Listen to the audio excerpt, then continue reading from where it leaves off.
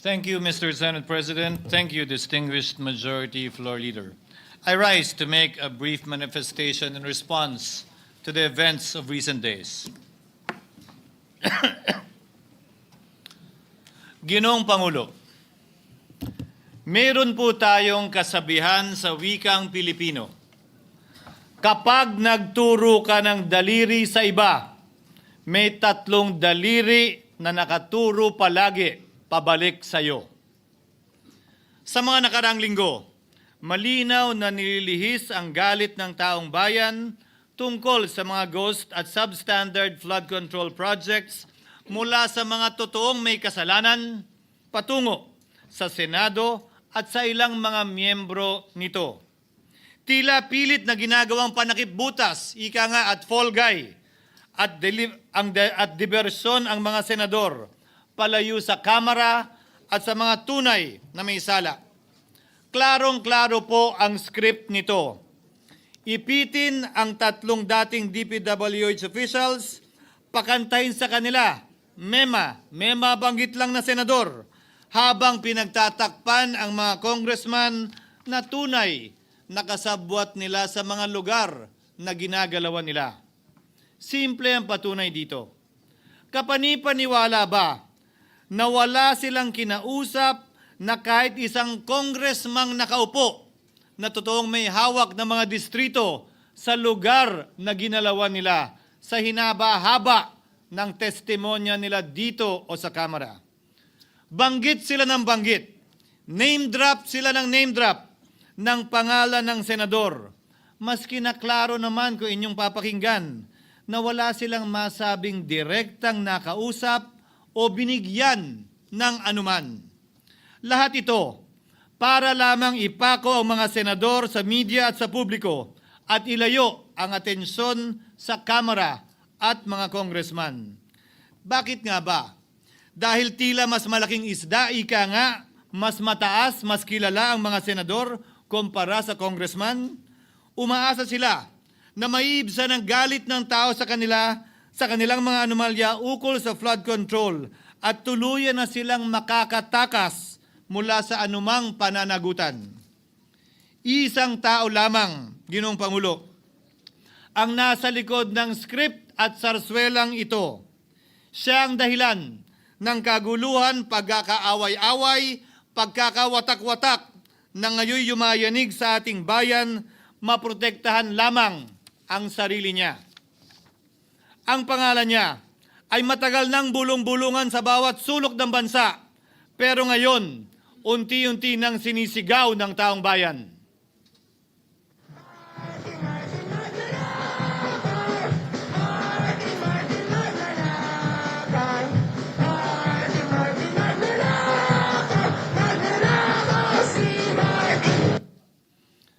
Pero Ginoong Pangulo, minamahal kong kasamahan, bakit tila sa Kamara, dito mismo sa Senado at sa ilang media ay hindi pa din nila kayang sambitin ang pangalan niya? Pues, sasabihin ko, Martin Romualdez. Minsan ang binanggit ng mga diskaya ito mismo dito sa Senado, ang kanyang pangalan. Pero agad itong pinabawi nung humarap sila sa Kamara. Binanggit ni Master Sergeant Gutesa ang kanyang pangalan. Pero ultimo notaryo, natunto nila at pinabawi nila ang pagnotaryo. Buti na lang, huli na't nasabi na niya ang pangalan ni Martin Romualdez na pinanumpaan dito mismo sa ating Blue Ribbon Committee. Hindi ba't si Ginoong Gutesa, hindi ba't si Sergeant Gutesa lamang ang bukod tanging testigo na walang kinalaman, hindi sangkot sa flood control issue, walang hininging immunity, deal o proteksyon kapalit ng kanyang pagtestigo? Siya ang kauna-unahang nagtestigo na personal na naghatid ng pera sa bahay mismo ni Martin Romualdez. Ang salaysay niya, Ginoong Pangulo, ay kumpirmasyon ng matagal nang isinisiwalat ni Congressman Chanco at Mayor Magalong kung sino ang ulo sa paglilimas sa kaban ng bayan na ating naririnig na rin. 13,803,693 with Congressman Saldico as proponent. For the record, ang binabanggit po nating Representative Elizalde siya po yung chairman ng House Appropriations Committee. Walang kaduda-duda yan. Ito nga, hirap na hirap silang banggitin pa yung isa sa mga mastermind nila dyan, si Saldico, hirap na hirap pa silang banggitin. May isa pang mas mataas sa kanya? Hindi naman gagalaw yun kung walang... Siyempre, hindi naman gagalaw yun kung walang pahintulot yung mas mataas sa kanya. She's the House Speaker. Ginoong Pangulo, pahintulutan niyo po ako magkwento ng konti upang patotohanan ang mga salitang ito. Taong 2023 nung tinalaga si Ginoong Kiko Laurel bilang kalihim ng kagawaran ng agrikultura. Bilang suporta sa kanyang mandato, tinanong ko noon ang isang simpleng katanungan sa budget process natin. Bakit mas malaki ang pondo ng flood control kesa sa agrikultura? Why is it that the budget for flood control is bigger than the budget of the Department of Agriculture or the agriculture sector as a whole? The fifth biggest allocation, not even a department, is flood control. And allocating a measly 31 billion for irrigation, for rice. Why? Pagkatapos po noon, tinulungan ko siyang bawasan ang flood control budget at idagdag sa 2024 budget ng Department of Agriculture. Aniya, tumawag daw sa kanya si Congressman Zaldico dahil pinapatanong daw ni Speaker Romualdez, bakit binawasan ang pondo ng flood control? Ngunit wala nang nagawa si Congressman ko dahil sinabi niyang pasayan ng Pangulo. Nung termino ko rin po bilang Pangulo ng Senado, maraming beses po akong tinanong ni Pangulong Bongbong Marcos tungkol sa panukalang budget para sa 2025. Sinabi ko po sa kanya ang buo at tapat na katotohanan para malaman po niya ang tunay na larawan at sitwasyon ng pambansang budget para sa taong yon. Ito marahil, Ginoong Pangulo, minamahal kong kasamahan, ang isa sa mga dahilan kung bakit pinag-utos ng Pangulo ang pag-veto at pag-for late release o FLR at pag-hold ng malaking bahagi ng budget nila. Marahil, isa rin ito sa mga dahilan kung bakit ninais ng Pangulo na matanggal si Congressman Zaldico bilang chairman ng House Committee on Appropriations dahil sa mga inilahad ko at marahil na-discover din ng Pangulo kaugnay sa 2025 budget. Hindi malayo, Ginoong Pangulo, na naganap din ang mga ito noong 2023, 2024 at mga nauna pang budget kung saan napakaraming ghost at substandard projects ayon kay Secretary Vince Dizon at ayon mismo sa talumpati ng ating kasamahan na si Senator Ping Lacson. Ngunit marahil ay walang naglakas loob na sabihin ang katotohanan kay Pangulong Marcos o magsumbong sa kanya kaugnay sa ilang mga bagay na ito bago ako. Nais ko din pong kumpirmahin ang sinabi ni Congressman Toby Chanco na ang pag-file ng impeachment complaint laban kay Vice President Sara Duterte ginamit na paraan ni Speaker Romualdez para mag-release ng pondo nila na naka-FLR or for late release bago mag-eleksyon. Maski na alam po niya na hindi po ito kayang talakayin ng Senado hanggang sa Hunyo pa mula nung simula. Ulitin ko, ginamit ni Martin Romualdez ang FLR at ang pangalan ng Pangulong Marcos upang itulak ang kanilang unconstitutional na impeachment complaint. Sabi nila, pumirma kayo dahil kung hindi lalabas ang pondo nyo na naka-FLR bago mag-eleksyon. Subalit, Ginoong Pangulo, hindi ito umubra. Hindi ito umubra dahil tinanggihan ito ni PBBM. Sinabi niyang walang ganyang uri ng usapan at sinabi niyang hindi niya gagawin yon.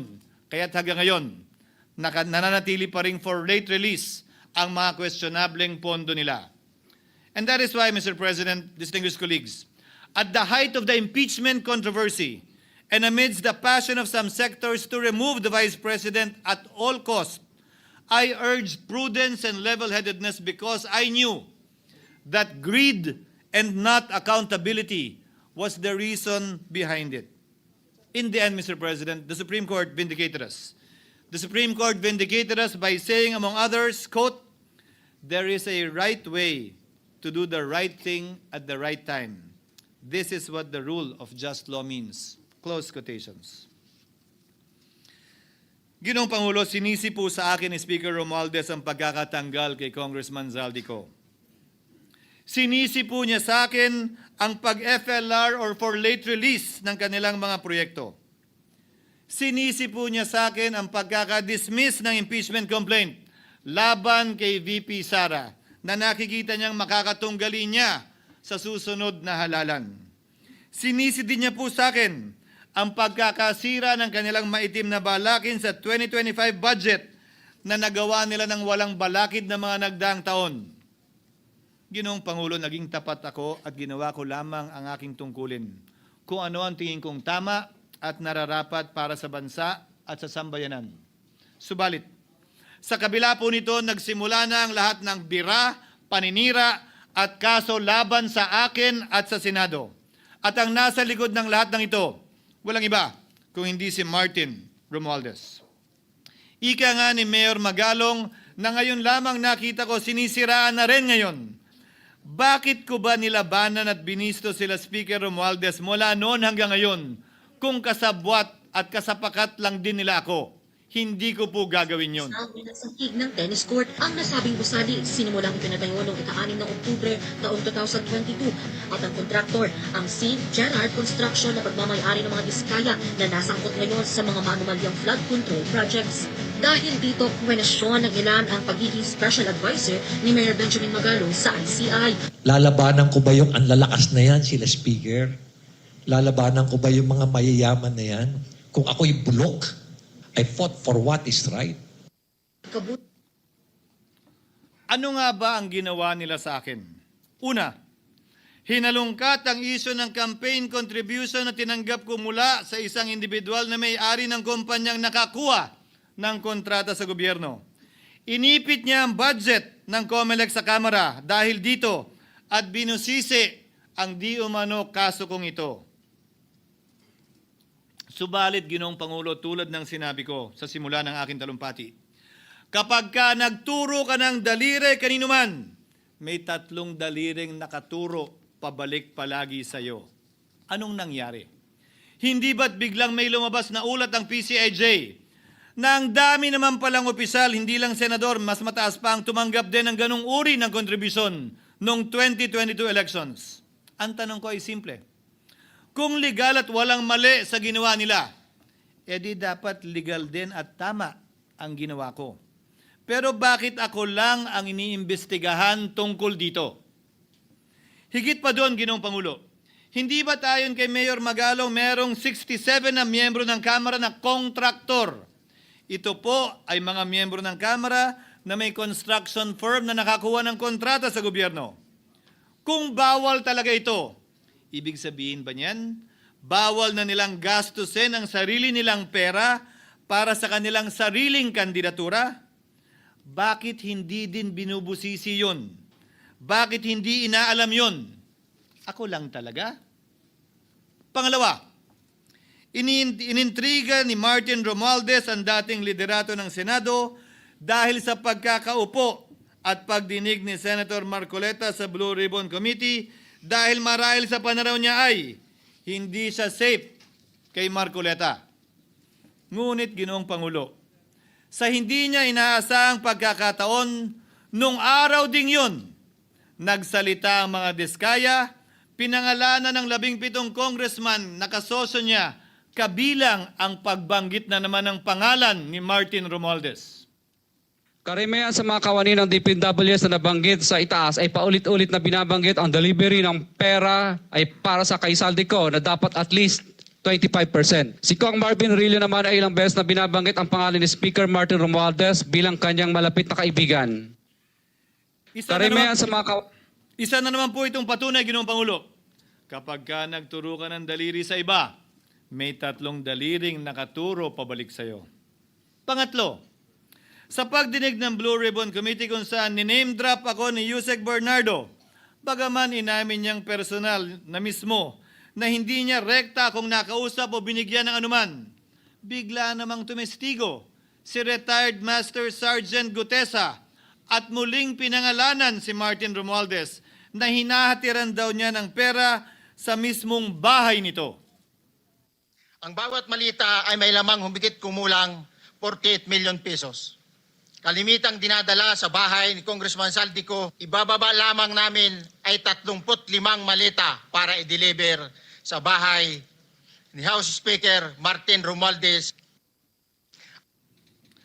Gamit ang script niya sa pagturo sa akin, ayan na naman. May 3 daliring nakaturo palagi pabalik sa kanya tuwing ginagawa niya yan. Ulitin ko po for the record, Ginoong Pangulo, ang sinabi ni retired Master Sergeant Gutesa. 35 maleta ng pera na naglalaman na mahigit kumulang 48 milyong piso bawat isa o kulang-kulang 1.7 billion pesos sa isang delivery. Ay di umano hinatid niya sa iba't ibang bahay, sa iba't ibang pagkakataon ni Martin Romualdez. Subalit, sa kabila ng lahat ng ito, hindi ba nakapagtataka? Bakit hindi sinasama si Martin Romualdez sa anumang investigasyon? DOJ man, NBI man, AMLAC man. No ako po ay pinuntahan, no ako po ay dumalo sa imbitasyon ng ICI bilang resource person, binanggit ko at tinanong ko din ito sa kanila. Ganito ba katindi ang kapangyarihang hawak ni Martin Romualdez? Na bagaman hindi siya speaker, tila the name that cannot be mentioned pa din siya at nagagawa pa din niya ang nais niya kaugnay sa isang mapamiling hustisya o selective justice. Halimbawa, bakit ang daming kondisyon bago ipasok ang mga diskaya na nagpangalan sa maraming congressman sa witness protection? Pero pag si Alcantara, Hernandez at Bernardo, walang ganong kaparehong kondisyon. Bakit hiniling agad ang freeze order di umano para sa asset ng mga name drop na senador? Pero maliban kay Congressman Zaldico na mukhang nilalaglag na nila, ni isang congressman walang request para sa freeze order. Pagdating naman kay Martin Romualdez na dineliveran ng bilyong piso sa bahay mismo niya, ang sabi ay, quote, "We will work on it lang." Bakit interesado ang lahat sa 6 na senador na idadawit di umano ni Bryce Hernandez na handang-handa tayong alamin sana kung sino-sino sila para mapagpiestahan natin sila? Pero nung sinabi ni Bryce na hindi pala senador, kung hindi kongresista lamang ang papangalanan niya, aba, biglang naglaho ng parang bula ang atensyon. Parang wala na nagtanong. Parang wala nang interes para alamin, sino-sino nga ba yung mga yan? Kung ako po yung tatanungin nyo, alam ko merong 6 na senador eh. May nagtatanong sa akin, bakit wala si Cheese? And my answer to that is, I'm almost sure, no, probably hindi ma-mention si Cheese simply because walang insertion doon. Si Sa Bulacan. Escudero, wala doon. Hindi po senador yung laman nung computer ko. So fake news yun, ha? May 6 na senador na nunumbrahan mo daw. Mga congressman yung nasa computer mo. Yes, yung nasa computer ko po, congressman po. Okay, thank you.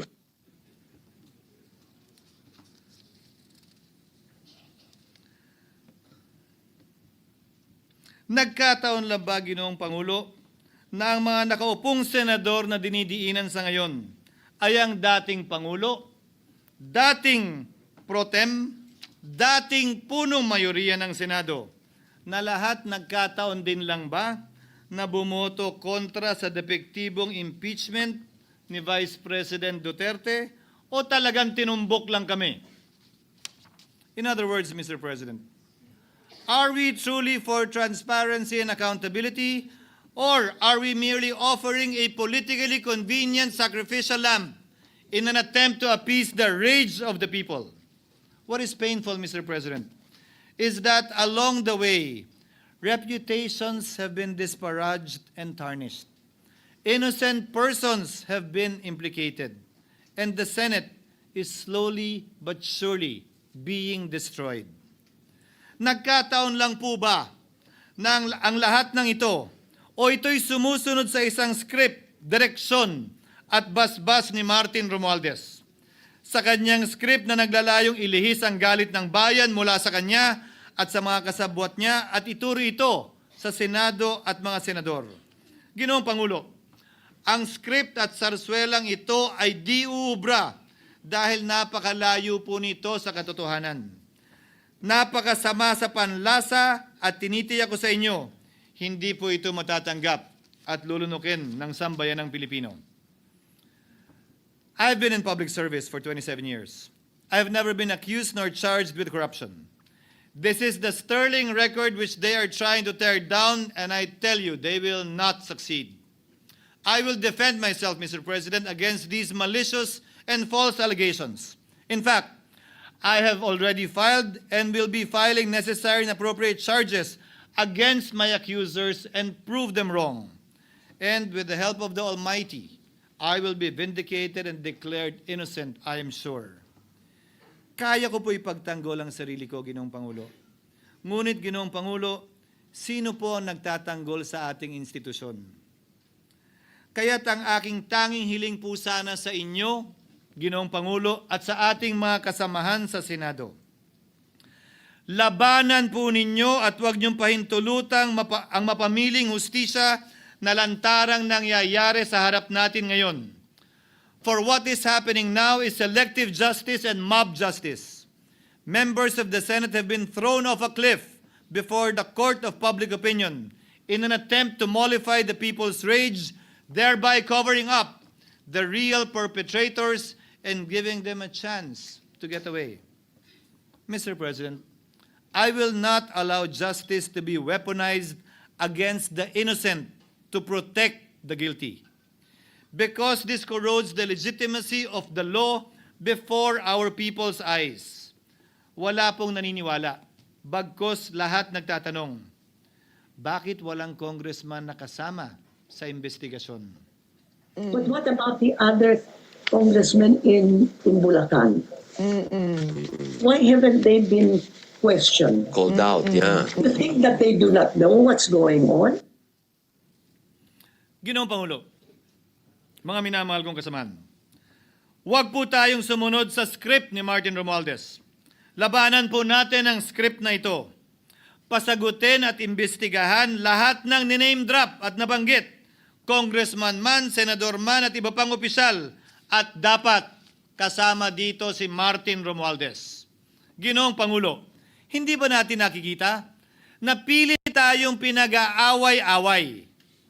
Mayaman, mamamayan laban sa lingkod bayan, lokal laban sa nasyonal na opisyal, congressman laban sa kapwa congressman, at ngayon, senador laban sa kapwa senador, pamilya laban sa pamilya, Pilipino laban sa kapwa Pilipino. Ginoong Pangulo, tandaan po natin, mas madaling manipulahin at ang nag-aaway at nagkakawatak-watak na bansa. At ito ang eksaktong gusto nilang mangyari. Ito, sa aking paniniwala, ay bahagi pa din ng script at sarswela na nais palaganapin ni Martin Romualdez upang lituhin, guluhin, linlangin at sirain ang ating lipunan at bansa para lamang huwag siyang mabisto. Sana ay huwag nating payagang mangyari ito. Ginoong Pangulo, tulad ng sinabi ko sa simula ng aking talumpati, sa kada mapang-akusa at mapanghusgang daliri na ituturo ninyo sa inyong kapwa, lalo na kung walang basihan, merong 3 daliring palaging nakaturo sa iyo pabalik. Sana po, maging mapanuri tayo. Huwag dali-daling magturo at maghusga dahil lamang sa napakinggan. Huwag tayong sumabay, kumampi, at magpadala sa script at sarswela ni Martin Romualdez. Kung kayo ay kakampi ni Martin Romualdez, pues sumunod kayo sa gusto nila. Una, maniwala kayo sa mga sinasabi ng testigo niya na nagtuturo lamang sa mga senador. Pangalawa, ibuhos niyo ang galit niyo sa Senado at ng mga senador at palayo kay Martin at sa mga congressman. Pangatlo, pagdudahan at sirain niyo si Sergeant Gutesa na bukod tanging hindi nakinabang at walang bahid at hiningi anumang kapalit sa pagsabi ng katotohanan. Pangapat, huwag niyong payagang mabanggit man lang ang pangalan ni Martin Romualdez. Panglima, huwag niyong payagang ipatawag si Martin Romualdez sa anumang investigasyon. Pang-anim, huwag niyong payagang imbestigahan si Martin Romualdez at mga kasamahan niya saan mang lugar. Ako, Ginoong Pangulo, hindi ako kakampi ni Martin Romualdez. Kaya lalabanan ko siya at lahat ng panglilinlang niya.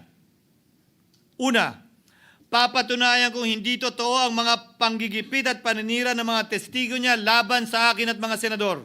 Pangalawa, tututulan ko ang paglilihis at diversyon na ginagawa niya palayo sa kanya at sa Kamara.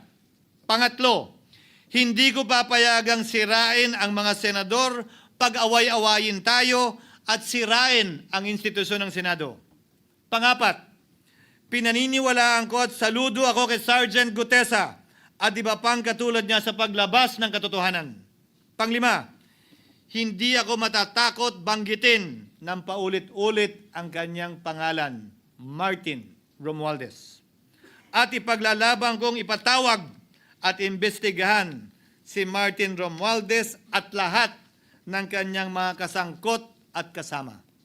Ginoong Pangulo, mga minamahal kong kababayan, kung nais niyong lumitaw ang katotohanan, kung nais niyong panagutin ang tunay na salarin, kung nais po niyong makulong ang tunay na may kasalanan, huwag ninyong kampihan si Martin Romualdez.